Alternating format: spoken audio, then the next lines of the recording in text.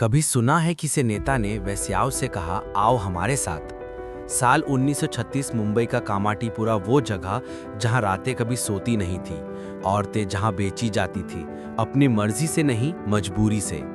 वो औरतें दलित थी, वाग्या, देवदासी, जिगतानीस और अरादीस जैसी जातियों ने, जिन्हें बचपन में ही कहा जाता है इन्हें देवी को समर्पित कर दो। दरअसल ये था एक संगठित अत्याचार। उनकी सेवा का मतलब था उच्च जातियों के मर्दों की गुलामी। कर्नाटक, आंध्र प्रदेश, तमिलनाडु तक ये प्रथा सदियों से चल रही थी। 1930 के दशक तक हर नाबालिग लड़कियां देवी के नाम पर इस नर्क में धकेली जा चुकी थी। और उस दौर में जब औरत की आवाज दबा ली जाती थी, तब 16 जून 1936 में डॉक्टर बाबा साहेब आम्बेडकर पहुंचे कामाटीपुरा के गलियों में। भीड़ में सन्नाटा था। उन्होंने कहा, अगर तुम हमारे साथ चलना चाहते हो तो इस अपमानजनक जिंदगी को छोड़ दो।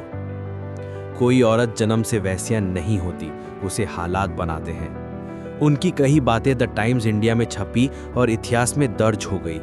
वो बात नहीं, क्रांति जगा रहे थे, क्योंकि वो जानते थे कि इन औरतों की लड़ाई समाज से नहीं, अपने ही घर से शुरू होती है।